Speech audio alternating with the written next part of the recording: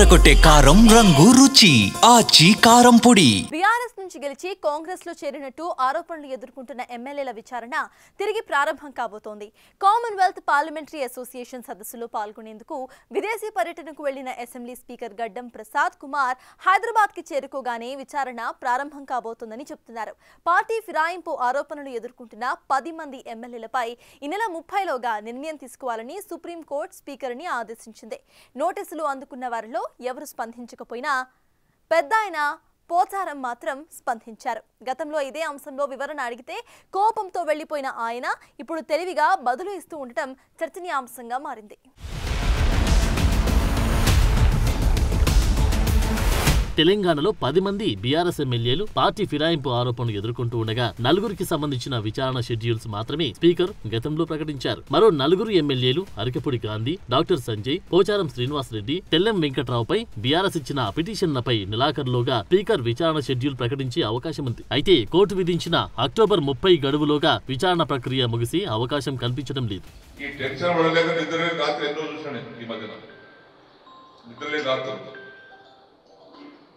బాన్స్వాడ కాగానే సార్ మా ఎస్డిఎఫ్ పైసలు ఏమైనా సార్ ఒక్కసారి అడుగుతుంది, 4 సార్లు అడుగుతుంది, 10 సార్లు 10 సార్లు సమాధానం చెప్పాలి అంటే నరకయాత్ర చూస్తున్నాయి. అయితే ఆనాడు ముఖ్యమంత్రి గారు పాపం ఏ మాట కామాట అడిగి నేను ఇచ్చాడు. కేసీఆర్ గారు ముఖ్యమంత్రి ఉన్నప్పుడు ఈ ముఖ్యమంత్రి గారు కూడా అడిగినవి కూడా ఇస్తున్నాడు.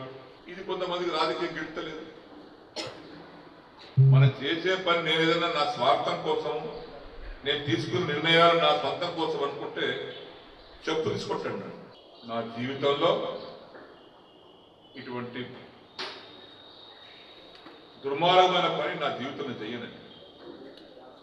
ప్రజల కోసమే ఉన్న రాజకీయాల్లో ప్రజలే నా కుటుంబ సభ్యులు అనుకుని బతుకుతున్నా. ఇన్నేళ్ళ నుంచి ఉన్నంత కాలం గట్లే బతుకుతుంది.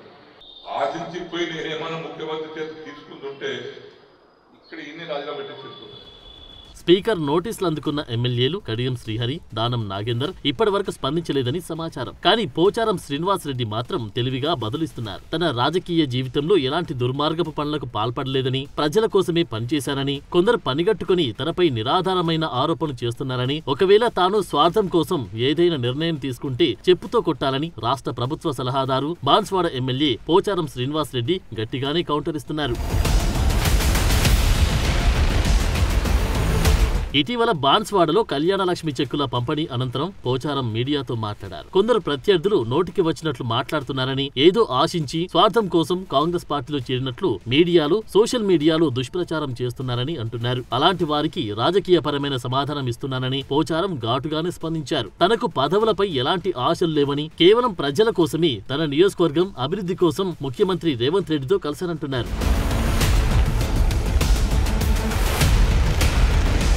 గతంలో బీఆర్ఎస్ అధికారంలో ఉన్నప్పుడు 500 కోట్ల పనులను తన కార్యకర్తలు చేశారని, వాళ్లకు దానికి సంబంధించిన బకాయిలు అందక నిద్రలేని రాత్రులు గడిపామని, ఇంకా వేరే నిధులు కూడా రావాల్సి ఉందని రేవంత్ రెడ్డితో కలిసి కొంత ఇప్పించగలిగానని పోచారం వివరణ ఇస్తున్నారు. ప్రజల కోసమే పనిచేశా, ప్రజలే తన కుటుంబ సభ్యులనుకున్నా కాబట్టి తాను అట్లనే బతుకుతున్నా అని పోచారం అంటున్నారు. నియోజకవర్గం అభివృద్ధి చెందాలంటే ప్రభుత్వం సహకారం ఉండాలని, నాడు ముఖ్యమంత్రిగా కేసీఆర్ అడగగానే అనేక నిధులను ఇచ్చి బాన్స్వాడ అభివృద్ధికి సహకరించారని, ఇప్పుడు కూడా ప్రస్తుత ముఖ్యమంత్రి రేవంత్ రెడ్డి అడగగానే 100 కోట్ల అభివృద్ధి నిధులను బాన్స్వాడ నియోజకవర్గానికి మంజూరు చేస్తున్నారని పేర్కొన్నారు.